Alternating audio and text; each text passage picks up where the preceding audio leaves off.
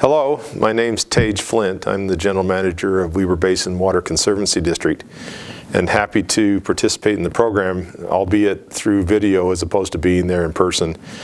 I have a commitment this week for an out-of-town meeting that I could not get out of, but happy to participate. Happy that we're talking about this in a general forum about the Great Salt Lake and about its importance, which I share completely, and hope that we can come to some conclusions as to a path forward for our lake and for our realities that they're dealing with water supply in the state of Utah. I feel a need to point out the fact that I grew up on the shores of the Great Salt Lake in Davis County, and spent my whole childhood on its shores, looking around and doing a lot of activities, and very much enjoyed that. And I think because of that, I do share a need of the importance of making sure that our lake stays healthy going forward. I have told many of my colleagues for many years now that I firmly believe this, that the Great Salt Lake is going to drive water policy in northern Utah going forward.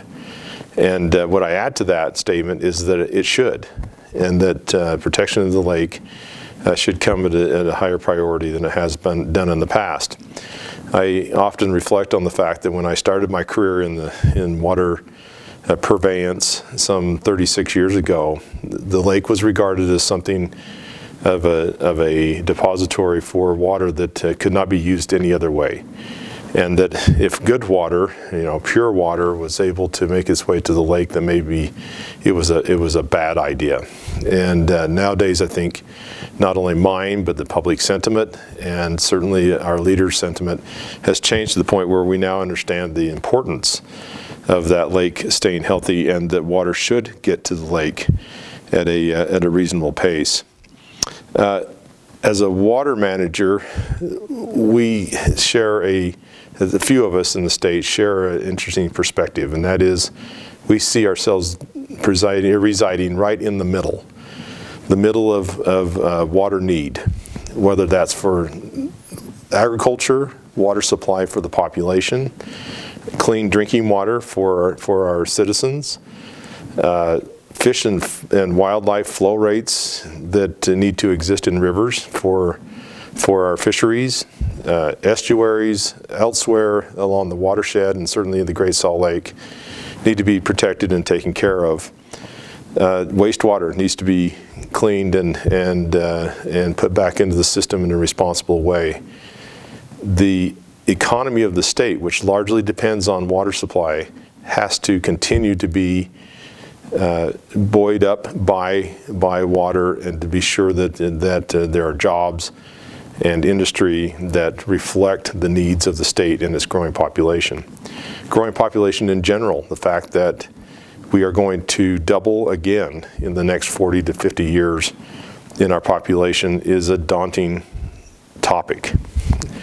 But the water agencies in the state reside in the middle of all of those and many, many more, where we're being tugged and pulled. We're rarely popular amongst any of those special interests, knowing full well that we need to do our best to try to meet the needs of all of those I listed, and many more in addition.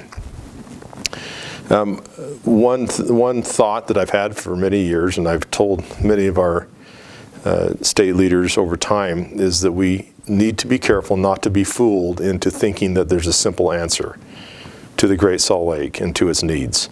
I don't believe that. I believe everything we do is in the complex category, and something that we need to pay particular attention to, and know that the results are going to come slowly and after a lot of effort. I'll give you a couple examples of what I mean by there is no simple answer. One I hear a lot is that water conservation in and of itself will save the Great Salt Lake. It will cure the future water needs of the state of Utah, and that's all we need to do. That has not been my experience.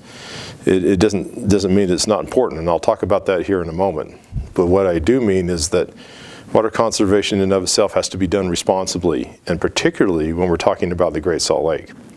If we conserve too much, to the point where we're consuming all water without any return flow or much, to the Great Salt Lake, we are going to impact the lake with water conservation. And so again, the simple statement that water conservation is the answer to everything, I disagree with. Is it important? Yes. Is it the most important? Yes. But not something that can be done haphazardly and simply. Another trap that we may fall into is being fooled into thinking that all water development in the future is going to be detrimental to the lake and to the state in general. I already mentioned the population growth that we're going to experience here, and I think it comes with a responsibility to being sure that there's a drinking water supply for each of them, and to a certain extent an irrigation water supply for them as well. And to think that all water development should stop at this point seems to be folly.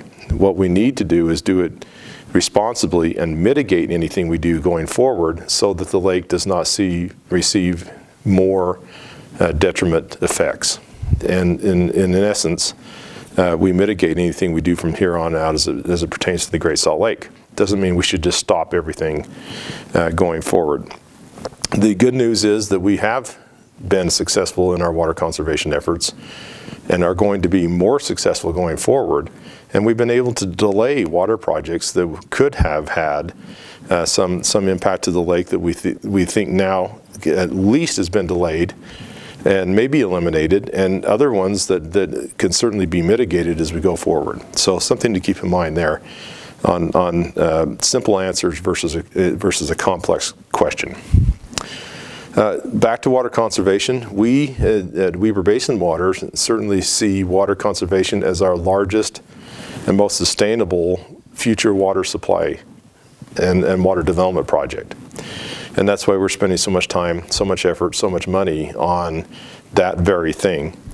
And for the northern Wasatch Front counties, it really comes down to the most important of the water conservation projects in Davis, Weber, and Box Elder counties, which I believe is water metering for all water uses in the urban and suburban settings.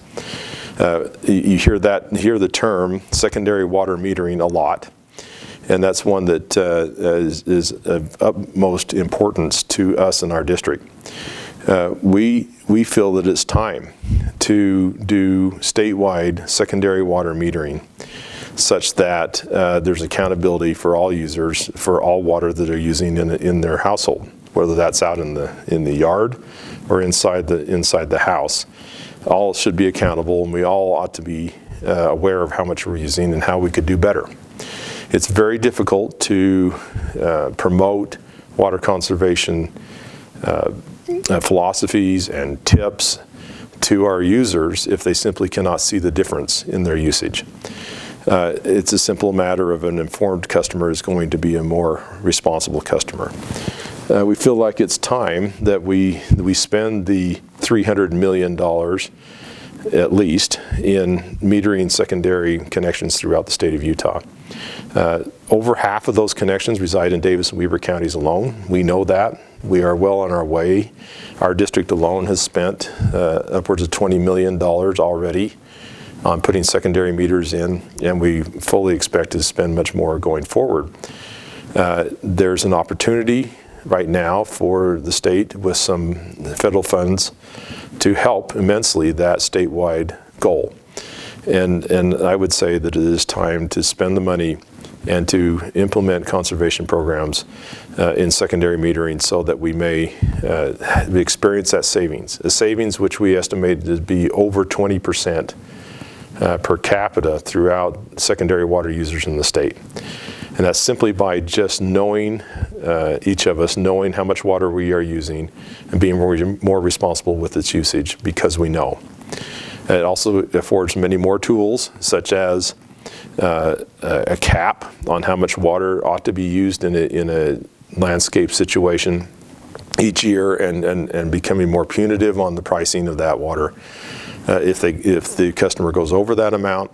We also have the ability to, in new settings, charge by the gallon if we need to, in order to further promote the idea that water usage must be done responsibly.